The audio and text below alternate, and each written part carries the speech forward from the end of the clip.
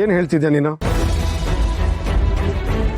ಹೌದಪ್ಪ, ವಿಜಯಾಂಬಿಕಾ ನನ್ನ ಹತ್ರ ಬಂದು ಗಂಗಾಧರ ಮೂರ್ತಿಗಳು ನಿನ್ ಬಗ್ಗೆ ತಪ್ಪು ತಿಳ್ಕೊಂಡಿದ್ದಾರೆ, ಇದಕ್ಕೆಲ್ಲ ವೀರುನೇ ಕಾರಣ, ವೀರು ನಿನ್ನ ಬೆಳೆಯಕ್ ಬಿಡಲ್ಲ, ನಿನ್ ಬಗ್ಗೆ ಅವನಿಗೆ ದ್ವೇಷ ಇದೆ, ನಿನ್ನನ್ನ ಅವನು ಯಾವತ್ತೂ ತುಳಿತಾನೆ, ಹಾಗೆ ಹೀಗೆ ಅಂತೆಲ್ಲ ಹೇಳಿದ್ಲು. ಬಿಸಿ ರಕ್ತ ಆವೇಶದಲ್ಲಿ ನಾನು ಅವ್ರು ಹೇಳಿದ್ದನ್ನೆಲ್ಲ ನಂಬ್ಕೊಂಡು ಅಲ್ಲಿಂದ ಹೊರಟು ಬಂದೆ. ಅದಾದ್ಮೇಲೆ ನಿನ್ ಬಗ್ಗೆನೂ ದ್ವೇಷ ಬೆಳೆಸ್ಕೊಂಡೆ. ಪಾರ್ಟಿ ಬಿಟ್ಟೆ, ಅಪೋಸಿಷನ್ ಪಾರ್ಟಿಗೂ ಸೇರ್ಕೊಂಡೆ. ಆದ್ರೆ ಸ್ವಲ್ಪ ವರ್ಷಗಳಾದ್ಮೇಲೆ ಗೊತ್ತಾಯ್ತು ಆ ನಿನ್ನ ಅಕ್ಕ ವಿಜಯಾಂಬಿಕಾ ಸಾಮಾನ್ಯದವಳಲ್ಲ ಅಂತ. ಅವಳಿಗೆ ಅಧಿಕಾರದ ಆಸೆ ಇತ್ತು, ಆಸ್ತಿ ಅಂತಸ್ತಿನ ಮೇಲೆ ಮೋಹ ಇತ್ತು. ಅದಕ್ಕೋಸ್ಕರ ನನ್ನನ್ನ, ನಿನ್ನನ್ನ, ಪೃಥ್ವಿನ, ಪದ್ಮನಾಭನ್ನ ಎಲ್ರನ್ನೂ ದೂರ ಮಾಡಬೇಕು ಅಂತ ಅನ್ಕೊಂಡಿದ್ಲು. ಅವಳು ಅನ್ಕೊಂಡಾಗೆ ಮಾಡೇ ಬಿಟ್ಲು. ಇಷ್ಟೆಲ್ಲ ಆದ್ಮೇಲೆ ಇವತ್ತು ನೀನ್ ನನ್ ಕಾಲ್ ಮಾಡ್ತಾ ಇದೀಯ. ಹೇಗೋ ಸತ್ಯ ಹೇಳ್ಬಿಟ್ಟೆ ಅನ್ನೋ ಸಮಾಧಾನ ನನಗೆ. ಈಗಲೂ ದೇಶ ಬಿಟ್ಟು ನಿನ್ಗೆ ಒಳ್ಳೇದಾಗ್ಲಿ ಅಂತ ಬಯಸೋನ್ ಕಣೋ ನಾನು. ಸರಿ ಕಣ, ನಾನು ನಿನ್ಗೆ ಆಮೇಲೆ ಕಾಲ್ ಮಾಡ್ತೀನಿ. ಹಲೋ, ನಾನೊಂದು ಮಾತು ಹೇಳ್ತೀನಿ, ಈಗಲೂ ನೀನು ನಿನ್ನ ಅಕ್ಕನ ಜೊತೆನೇ ಇದ್ರೆ ನಿನ್ನ ಜೀವನ ಸರ್ವನಾಶ ಆಗುತ್ತೆ.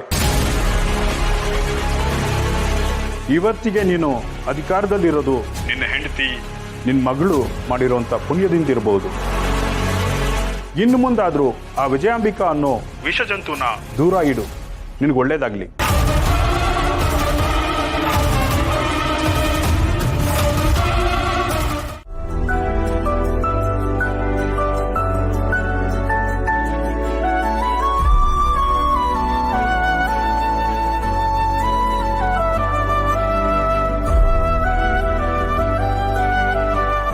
ಮನೆ ಆಟ ಕಾಡ್ತೀಯ ನಿಮ್ಮಮ್ಮ ನೀನು?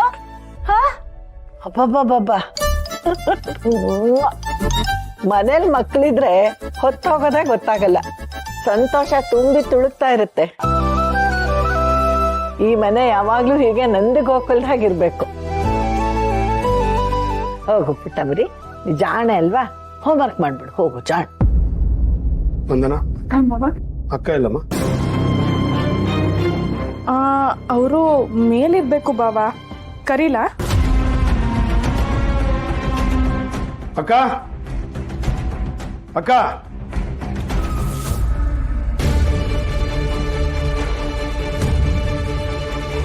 ಏನಿರು ಬರ್ತಿದ್ದ ಹಾಗೆ ನನ್ನನ್ನು ಕೇಳ್ತಿದ್ಯಾ? ಬೆಳಗ್ಗೆಯಿಂದ ಎಲ್ಲಿ ಹೋಗಿದ್ದೆ? ಇವತ್ತು ಸ್ವಲ್ಪ ಕೆಲಸ ಇತ್ತು, ಎಲ್ಲ ಮಾಡಿ ಮುಗಿಸಿ ಬರೋಷ್ಟೊತ್ತಿಗೆ ಇಷ್ಟೊತ್ತಾಯ್ತು. ಸದ್ಯ ಹೋದ್ ಕೆಲ್ಸ ಎಲ್ಲ ಮುಗೀತಲ್ಲ, ಈಗ ಸಮಾಧಾನವಾಗಿರ್ಬಹುದು. ಇಲ್ಲ ಅತ್ತೆಯವ್ರೆ,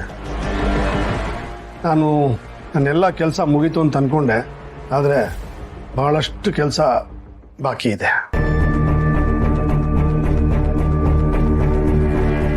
ಅಣ್ಣ, ನೀನ್ ಯಾವ ಕೆಲಸದ ಬಗ್ಗೆ ಹೇಳ್ತಿದ್ಯಾ? ಏನ್ ಬೀರು, ನಿನ್ ಮಾತಿನ ದಾಟಿನೇ ಬೇರೆ ತರ ಇದೆ. ಏನಾಯ್ತಣ್ಣ? ಯಾಕೋ ಅಪ್ಸೆಟ್ ಆಗಿರೋ ತರ ಕಾಣಿಸ್ತಿದ್ಯಾ? ನಂದೊಬ್ಬ ಶತ್ರು ಇದ್ದ, ಇವತ್ತು ಅವನ್ನ ಮೀಟ್ ಮಾಡಿ ಬಂದೆ.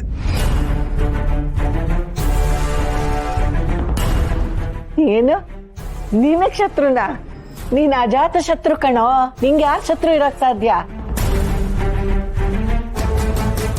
ಯಾರಿಗಾದ್ರೂ ನಿನ್ನ ದ್ವೇಷ ಮಾಡೋದಕ್ಕಾಗ್ಲಿ, ನಿನ್ನ ಕೆಟ್ಟದ್ ಬಯಸೋದಕ್ಕಾಗ್ಲಿ ಮನಸ್ಸು ಬರುತ್ತಾ? ಏನ್ ಮಾಡ್ತೀರಾ ಅತ್ತೆಯವ್ರೆ, ಒಳ್ಳೆತನಕ್ಕೆ ಇದು ಕಾಲ ಅಲ್ಲ. ಶತ್ರುಗಳು ನಮ್ಮ ಜೊತೆನೇ ಇರ್ತಾರೆ, ನಮ್ಮ ಸುತ್ತಮುತ್ತನೇ ಇರ್ತಾರೆ. ಅವರು ಯಾರು ಅಂತಾನೆ ಗೊತ್ತಾಗಲ್ಲ.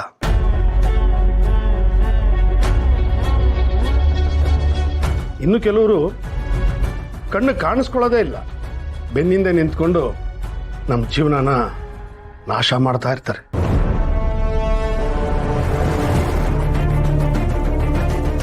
ಮಾವ, ಅಂಥ ಶತ್ರು ನಿಮ್ಗೆ ಯಾರಿರೋದಕ್ಕೆ ಸಾಧ್ಯ ಮಾವ? ನೀವು ಯಾರ ಬಗ್ಗೆ ಮಾತಾಡ್ತೀರಾ? ಊರವರೆಲ್ಲ ನೀನ್ ಬದುಕೇ ಇಲ್ಲ ಅಂತ ಮಾತಾಡ್ಕೊತಾ ಇದ್ರು. ಎಲ್ಲ ಹೊಟ್ಟೋಗಿದ್ದೆ.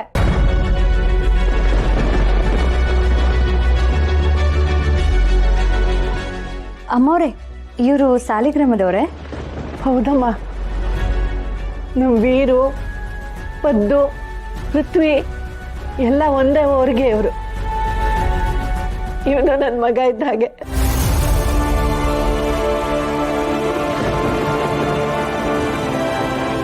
ಎಲ್ಲ ಹೋಗಿದ್ಯೋ?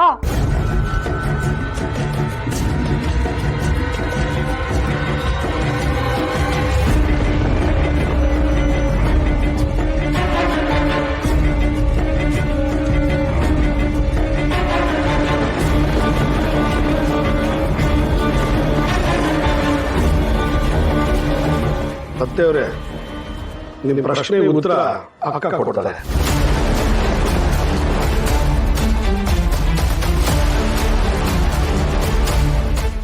ಅಕ್ಕ, ಪೃಥ್ವಿ ಇಷ್ಟು ವರ್ಷ ಎಲ್ಲಿ ಹೋಗಿದ್ದ? ನಂಗೆ ಗೊತ್ತಿಲ್ಲ. ಓ, ಹಾಗಿದ್ರೆ ನಿನಗೇನು ಗೊತ್ತಿಲ್ಲ? ಗೊತ್ತಿಲ್ಲ.